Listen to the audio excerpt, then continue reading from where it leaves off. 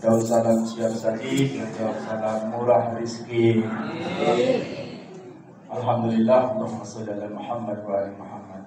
Sallallahu ala Muhammad, sallallahu alaihi wasallam, sallallahu ala Muhammad, sallallahu alaihi wasallam. Alhamdulillah, karena udah dibuka pantun terpaksa pula berwantur. Berdebur ombak berdebur ombak dekat Perbaungan. Karena nggak ada pantai di Perbaungan ya. Bersyukur, mari bersyukur, sebentar lagi mau lebaran. Alhamdulillah. Dan saya di akhirnya belum ya.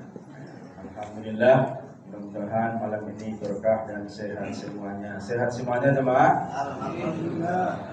Tidak terasa lagi, tinggal 2 malam inilah kita tarawih. Kalau menurut kalender hari Rabu insya Allah sudah lebaran. Judul yang diamanahkan kepada saya adalah mengagungkan Allah melalui takbiran. Al-Baqarah 185. Memang ujung-ujungnya ini kita disuruh membesarkan Allah. Walitukmilul iddata walitukabbirullaha ala ma hadakum wa la'allakum tashkurun. Agar kalian menyempurnakan puasa Ramadan itu, jangan ada yang tinggal. Kalau bisa 30 hari, kalau memang harinya 29, kalau enggak nampak bulan, sempurnakan 30 hari. Dan agar kalian bertakbir kepada Allah, besarkan Allah, dan agar kalian menjadi orang-orang yang bersyukur. Jemaah sekalian, aktivitas kita setiap hari, setiap waktu yang paling banyak kita ucapkan adalah Allahu Akbar. Setiap gerakan sholat ditandai dengan kalimat perpindahan gerakan dari satu gerakan ke gerakan berikutnya dengan takbir intikal, yaitu Allahu Akbar. Jadi sesungguhnya jamaah, pengabdian itu adalah satu, mengecilkan dan merendahkan diri di hadapan Allah, pada saat yang sama hanya membesarkan Allah Subhanahu wa ta'ala. Puasa ini melatih kita menahan keinginan hawa nafsu berlemah-lemah, tapi kemudian semangat kita tidak kurang membesarkan dan mengagungkan agama Allah Subhanahu wa ta'ala. Biar kita haus dan lapar, semangat berbagi tetap berkobar. Ini hanya ada di bulan Ramadan. Orang haus membagi minuman, orang lapar membagi makanan. Hanya ada di bulan Ramadan. Kenapa? Kita membesarkan perintah Allah. Tidak ada lagi yang lebih besar dari perintah Allah. Maka nali mu'minin wala mu'minatin iza qalallahu wa rasuluhu amran ayyakuna lahumul khiyarah. Tidaklah ada bagi seorang mukmin, laki-laki maupun mukmin perempuan, apabila Allah dan Rasulnya sudah menentukan satu urusan, dia masih punya pilihan yang lain. Gak ada lagi jemaah. Kalau Allah sudah bilang A, kita wajib ikut A. Kalau Allah dan Rasulnya bilang B, kita wajib ikut B. Gak ada lagi pilihan yang kedua. Itulah inti dari mengagungkan dan membesarkan Allah. Lafaz Allahu Akbar adalah sebuah kalimat. Yang paling Allah tuntut adalah satu tindakan, karakter, satu keputusan. Inna sholati wa nusuki wa mahyaya wa mamati lillahi rabbil. Kita ulangi. Inna sholati wa nusuki wa mahyaya wa mamati lillahi rabbil alamin. Hanya itu yang ada dalam pikiran kita. Ini semua untuk Allah. Sesungguhnya sholatku, semua aktivitas peribadahanku, bahkan hidup dan matiku hanya untuk Allah. Tiada sekutu baginya. Tuhan seru sekalian alam. Tuhan yang mengatur seluruh alam. Apapun yang kulakukan hanya kembali ke Dia saja. Dia saja, Dia saja. Hanya Dia yang kulihat. Ilahi anta maqsudi wa ridhaka matlubi. Apapun yang kulakukan lakukan ini ya Allah, hanya Engkaulah yang aku maksud, hanya ridhoMu-lah yang aku tuju. Inilah hakikat takdir. Tidak ada yang dua di hati kita. Nah, mohon maaf, kita ini terkadang antara kalimat ucapan dengan perbuatan sehari-hari, dengan karakter kita, dengan keputusan kita setiap waktu sering berubah-ubah. Mulutnya bilang inna sholati wa nusuki wa mahyaya wa mamati. Nyatanya hatinya yang dipikirkannya bukan Allahnya, bukan agamanya, kepentingan dunianya yang dipikirkan. Malah berubah bacaan sholatnya. Gara-gara apa? Dunia. Inna sholati wa Suzuki wa Yamaha wa Kawasaki. Lillahi Rabbil. Kenapa? Gara-gara terlalu banyak kredit. Utang sana sini. Bapaknya kredit Yamaha, anaknya minta Kawasaki, anak gadisnya nggak mau Suzuki yang terbaru. Belum lagi ibu tasnya 3 macam. Undangan pernikahan lain tasnya, arisan lain lagi tasnya, reuni beda lagi tasnya. Nengok orang mati mesti warna hitam. Pengajian wirid bulanan lain lagi tasnya, lebih lebar. Kenapa? Biar bisa ngisi. Tapi bukan di sini.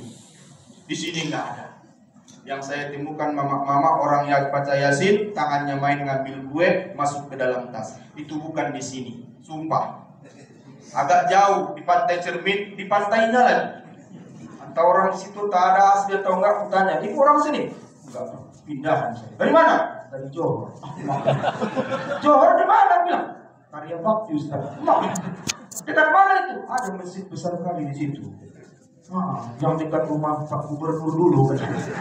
Kata siapa tak tahu, pokoknya di dekat masjid itu dia kan. Rupanya orang asli sini dan. Nah, ada maaf kalau Allah Subhanahu wa taala. Mohon maaf. Memang manusia. Makanya bolak-baliknya iktikat kita itu salah.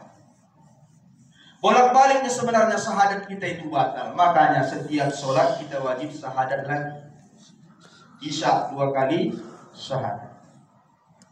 Subuh 1 kali syahadat.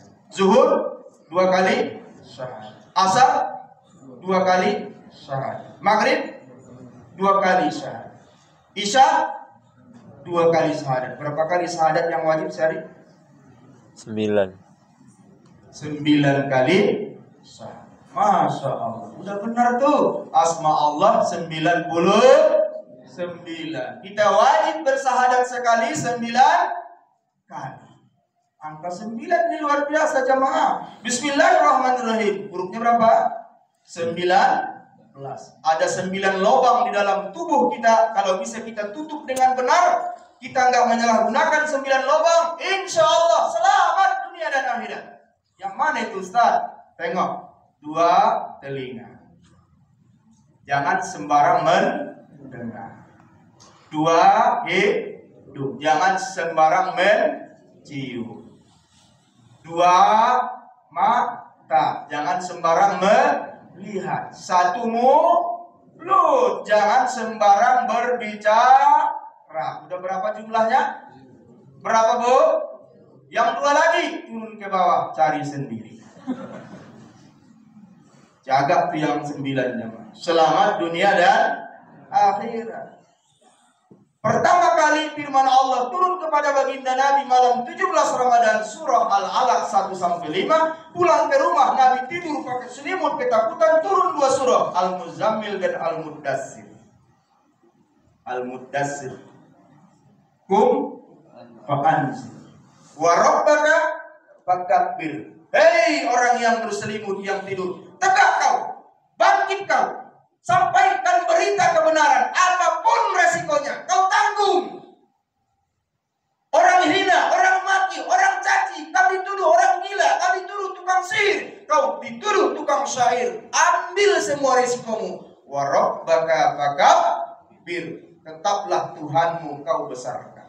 Ini perintah mendasar bagi kita jemaah. Bahwa yang paling diutamakan dalam hidup ini adalah membesarkan Allah. La haula wa la quwata illa billahil aliyil. Jangan kau sedikit merasa besar. Jangan sama sekali. Tetaplah Allah yang maha besar. Orang memujimu, ucapkanlah alhamdulillah. Kembalikan pujian itu kepada Allah. Jangan kau seperti Qarun. Karena kau punya kuasa dekat dengan Firaun. Pengusaha selalu dekat dengan penguasa. Maka sombonglah Qarun. Dia tidak ingat bahwa dia sebetulnya makhluk yang sangat lemah di hadapan Allah. Lahir tidak bawa apa-apa. Ada yang lahir langsung pakai baju. Ada yang lahir langsung bisa bicara. Ada yang lahir di bulan Ramadan tanggal 29 Ramadan karena besok sudah lebaran langsung minta THR. Tidak ada. Engkau dulu bukan siapa-siapa. Hanya Allah yang membuatmu bisa sampai sekarang ini. Inna Qaruna kana min qaumi Musa. Sesungguhnya Qarun masih keluarga Musa. Fabagha alaihi, tapi dia berlebihan, melampaui batas, merasa hebat dengan harta dan usahanya. Isqala lahu qaumuhu la taqrah. Diingatkan oleh kaumnya, salah satunya Nabi Musa yang saudaranya sendiri. Ini saudara sepupuan dengan Nabi Musa alaihissalam. Qarun bin Yushab bin Qohis. Nama bapaknya Yushab, nama kakeknya Qohis. Musa bin Imran bin Qohis. Nama bapaknya Nabi Musa Imran, nama bapaknya Imran Qohis. Berarti Nabi Musa dengan Qarun saudara sepupu, anaknya memuda. Itu bahasa Arabnya. Jadi jemaah dimuliakan Allah Subhanahu wa taala, semua orang mengingatkan Qarun termasuk Nabi Musa saudaranya, la tafrah, jangan kau sombong, jangan berlebihan dengan hartamu, jangan kau pamer-pamerkan hartamu. Dijelaskan oleh Ibnu Katsir, setiap kali Qarun keluar dengan kendaraan kebesarannya, yaitu kuda dengan kereta kudanya, dia memakai pakaian sorban yang menyeret sampai ke tanah menutup mata kakinya. Itulah waktu itu style model bagi mereka orang-orang yang kaya. Bagi orang-orang yang dekat dengan lingkaran pejabat, bagi mereka yang menguasai berbagai bisnis, berbagai usaha, mereka punya pakaian menyeret sampai ke tanah. Maka muncullah hadis Rasulullah bahwa Allah mengutuk orang yang memanjangkan izarnya, kainnya sampai menutup mata kaki. Jadi sebetulnya tak salahnya jamaah tabligh itu cingkrang. Benar itu jamaah, jangan disalahkan. Jangan dibilang jamaah cingkrang. Salah kita, ada hadisnya itu. Karena memang begitu tradisi di zaman Qarun. Lalu dia sombong. Di saat Nabi Musa jawab, hei Qarun, keluarkan sebagian hartamu di jalan Allah. Apa kata Qarun? Aku mendapatkan hartaku ini bukan karena dikasih Tuhanmu, bukan karena dikasih Allah. Wa ma utituhu illa min ilmin indi. Tidaklah aku mendapatkannya kecuali karena ilmu, pengetahuan, keahlianku, kemampuanku dalam berbisnis. Aku semua yang mendapatkan. Ngapain? Apa urusan dengan Tuhan? Apa yang terjadi jamaah? Allah murka kepada Qarun karena kesombongannya. Lalu Allah benamkanlah hartanya yang banyak. Ya, Allah berikan kepadanya wa atainahu minal kuzuzi ma inna mafatihahu latanu bil usbati ulil quwwah. Kami berikan kepada Qarun harta benda yang banyak, di mana kuncinya saja, anak kuncinya saja tidak sanggup dipikul oleh sekelompok orang-orang yang kuat. 60 ekor keledai untuk mengangkat anak kuncinya saja. Itulah hartanya Qarun. Tenggelamkan Allah karena kesombongannya. Tenggelam pertama hanya sampai lutut. Kata Nabi Musa, wahai Qarun, bertaubatlah. Oh enggak, ini masih harta saya, enggak ada hak orang lain di sini. Bertobatlah engkau Qarun. Ternyata dia tidak mau tobat. Tenggelam lagi sampai pinggang. Tenggelam lagi sampai dada. Masih diterima taubat. Andai dia mau taubat, tenggelam sampai leher. Sesungguhnya Allah menerima taubat selama dia belum bor. Di saat sampai di leher baru dia menyesal. Apa yang terjadi? Tidak ada gunanya lagi penyesalan bagi Qarun. Tenggelamlah dia dan seluruh hartanya, gudang-gudangnya amblas semua ke tanah dan melebar kemana-mana, menyebar ke seluruh bumi. Sampailah di tanah Jawa dibilang harta kiru, sampai di Sumatera dibilang harta Qarun. Namanya juga Qarun, peliknya minta ampun. Jangankan minta infak, minta daki tak dikasih. Sayang katanya. Nah jemaah muliakan Allah Subhanahu wa taala, oleh karena itu salah satu cara membesarkan Allah, infakkan hartamu di jalan Allah. Tak ada gunanya takbir Allahu Akbar, Allahu Akbar, Allahu Akbar kalau kau pelit. Tak ada gunanya. Berarti kau membesarkan hartamu, bukan membesarkan Allah. Supaya hilang keterikatan kita dengan harta ini, maka salurkan di jalan Allah.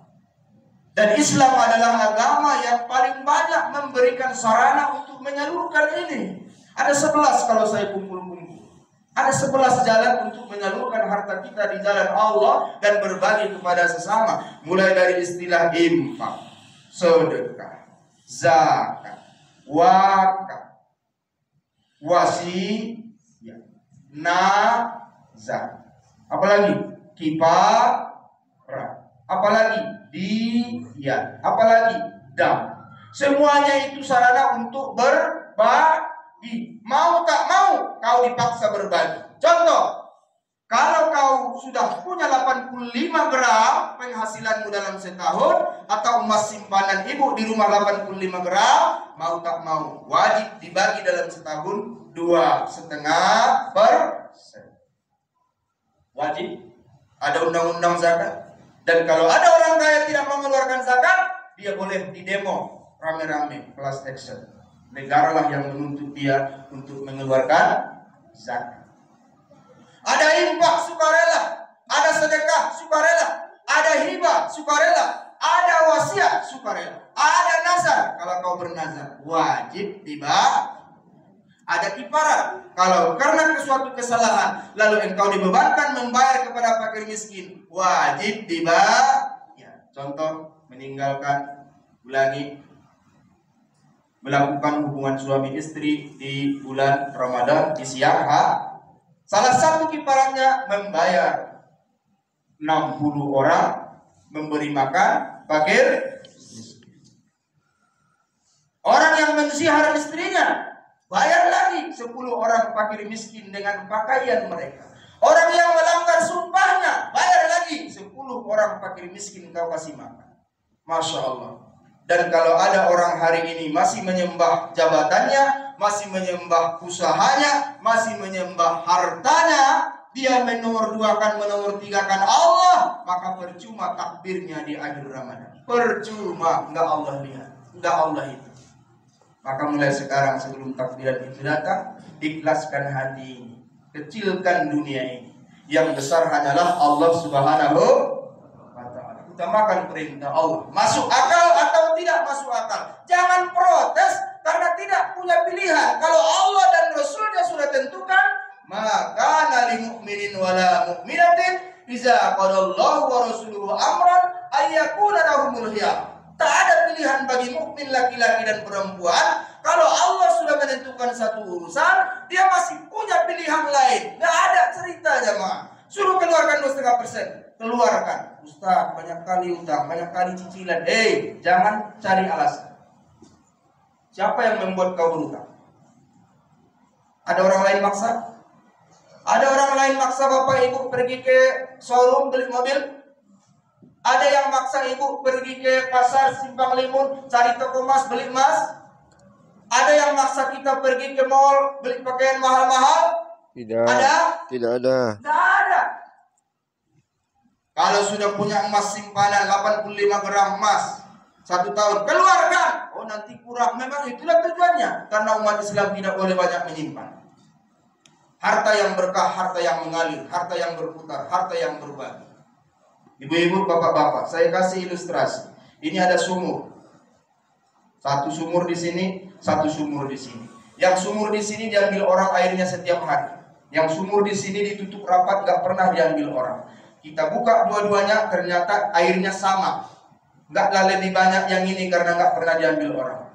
Pun ini gak lebih dikit karena gak pernah diambil orang. Sama airnya, rata. Pertanyaan saya, mana air yang menyehatkan, mana air yang membuat penyakit? Air yang menyehatkan di sumur yang selalu diambil orang air. Air yang menjadi penyakit adalah sumur yang ditutup rapat sehingga tidak bisa diambil orang airnya. Itulah ilustrasi. Bahwa zakat ini, infak, sedekah, hadiah, hibah, wakaf, apapun itu jemaah, itu menyehatkan badan, menyehatkan mental spiritual kita. Supaya tidak terlalu cinta dengan harta. Tidak engkau mengecilkan Allah, membesar-besarkan hartamu. Persis seperti Qarun laknatullah. Jemaah sekalian, luar biasa. Jadi membesarkan Allah itu sebetulnya dengan cara apa? Berbagi. Maka saya tidak bosan mengajak jemaah Masjid Baitul Sholihin. Jangan kita hanya memikirkan masjid kita di sini saja yang sudah cukup fasilitasnya. Ayo kita berbagi ke desa-desa terpencil minoritas Muslim. Jauh di sana di bawah gunung, di balik lembah, tak ada yang melihat, tak ada yang lewat. Mereka umat Islam sholat di masjid yang sangat-sangat sederhana. Bahkan ada masjid yang dari dulu tidak pernah direhab, dari dinding kayu, lantainya kayu, atap udah bocor-bocor. Qurannya nggak ada, jalan menuju masjid nggak ada, penerangan nggak ada. Alhamdulillah kita sudah banyak bangun masjid melalui donasi dermawan para jamaah sekalian. Terima kasih. Insyaallah besok kita akan ke Sukananu Barusjaya Tanah Karo. Kita akan menyerahkan infak yang kita kumpulkan dari jamaah untuk pembangunan jembatan dan jalan menuju Masjid Al-Falah Sukananu Barusjaya Tanah Karo. Siapa yang menitip malam ini silahkan. Mau 5.000, mau 10.000, mau 100.000, nggak apa-apa. Belum sanggup Ustaz 100.000, 200.000. 200.000 Ustaz mahal kali, 500 sekalian. Jamaah sekalian, ini orang kaya, orang miskin. Jamaah di sini orang kaya, orang miskin. Ini kok ragu jawabnya ini. Ini takut diminta ini. Orang kaya, orang miskin? Bukankah Allah mengatakan Rasulullah orang kaya? Wa wajadaka 'ailan fa'aghna. Dulu Muhammad kami temukan engkau miskin, lalu kami jadikan engkau kaya. Pertanyaannya, bagaimana Allah mengatakan Nabi Muhammad kaya, padahal kalau dia bangun pipinya berpetak-petak, artinya dia tidur di atas tikar. Padahal kadang dia mengikatkan batu di perutnya, artinya dia selalu kelaparan. Padahal dia kadang, kata Aisyah, menjahit baju sendiri, artinya bajunya jarang berganti. Enggak tiap lebaran, enggak tiap kepekaan.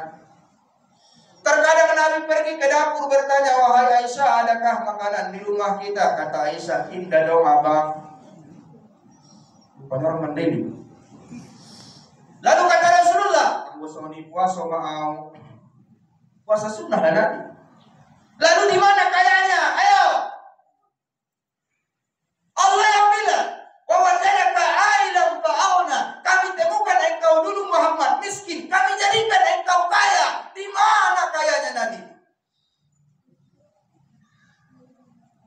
Ayo, ada yang bisa jawab?